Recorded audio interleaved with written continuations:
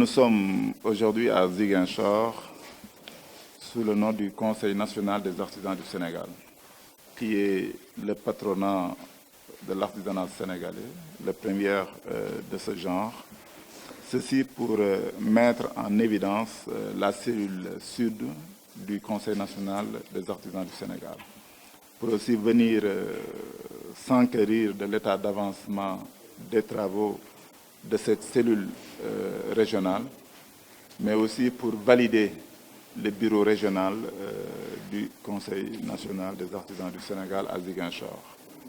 Que le président de ces menuisiers en a parlé tout à l'heure, qu'il y a un problème, je pense que lors de mon discours, j'en ai parlé un peu, que dire qu'il faut nécessairement qu'il y ait matière d'œuvre pour ces menuisiers, pour pouvoir transformer ce bois en produits finis labellisés Made in Sénégal, que ce soit des meubles, des ustensiles, etc.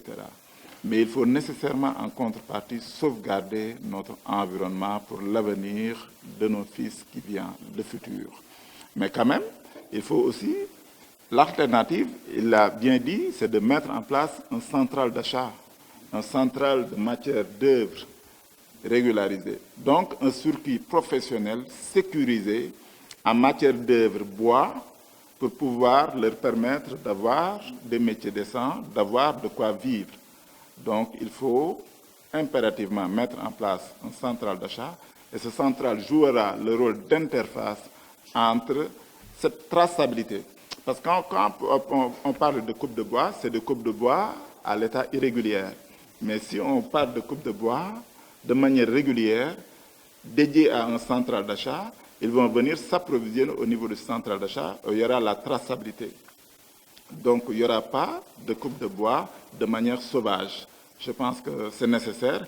S'il le faut aussi s'ouvrir vers l'extérieur. Il y a des pays aussi qui ont beaucoup de bois. L'État doit les subventionner peut-être pour aller acquérir de cette matière d'œuvre bois au profit de notre menuiserie locale. C'est la consommation locale. Mais qui dit consommation locale aussi dit comment faire pour accompagner nos artisans avec une bonne formation, avec des renforcements de capacité, mais avec des équipements compétitifs, des équipements idoines pour alléger leur dur labeur, mais pour aussi faire des produits finis, labellisés Made in Sénégal. Je pense que l'État aussi gagnerait à rationaliser tout ce qui importe, comme les bijoux importés, les meubles importés, tout ça. Même les produits que nos femmes sont en train de transformer ici localement, il faudra les accompagner à avoir l'emballage adéquat, à avoir aussi peut-être une bonne formation, un renforcement de capacité. Au finish, on a des produits consommables et inciter aussi les braves Sénégalais à consommer local. Parce que consommer local, c'est aussi contribuer au développement de ces pays, à commencer par les hautes autorités. D'entamer des négociations.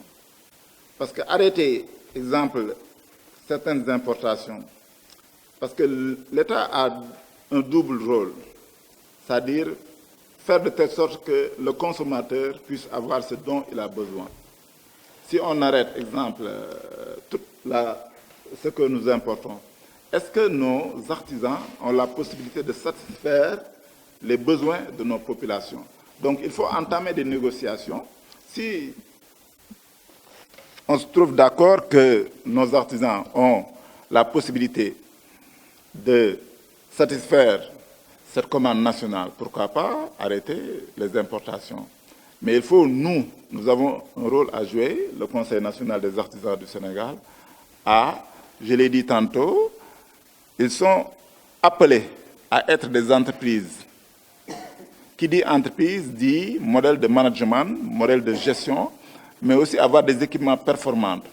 Parce que ce que nous visons, c'est avoir des produits compétitifs hors du pays, pouvoir même exporter vers les autres pays. C'est ce que nous suggérons à nos braves artisans. Donc nous allons les accompagner à avoir des équipements idoines, à se considérer comme des entreprises, à avoir des modèles de management, des modèles de gestion adéquats.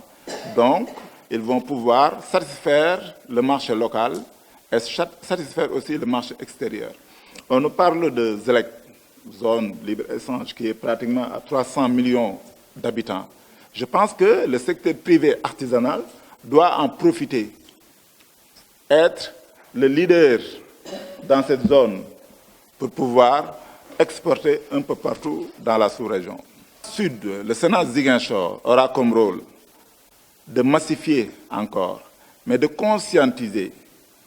J'ai dit que le Sénat est là pour être le partenaire des collectivités locales, donc de la mairie, le partenaire des structures déconcentrées, le partenaire de l'État.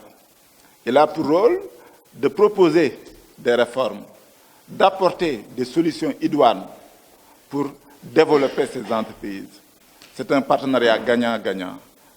L'État, les collectivités locales ont intérêt à s'appuyer sur un patronat fort, un patronat de proximité, parce que ces artisans sont le secteur privé de proximité, le secteur privé de ces collectivités locales. Donc, ils vont, si on les booste à se développer, de la même manière, on élargisse l'assiette fiscale de ces collectivités locales. Donc, ils ont pour rôle de conscientiser, de formaliser leur paire artisanale, mais aussi de les accompagner à une bonne formation, de les accompagner à se doter d'équipements modernes, mais aussi de les accompagner à accéder aux différents marchés. Il y a aussi des sources de financement qui sont là. Il faut aussi partager l'information, nous, au niveau national, pour qu'ils sachent les ressources là où ils sont, pour les rechercher, pour aller au financement de leurs propres entreprises.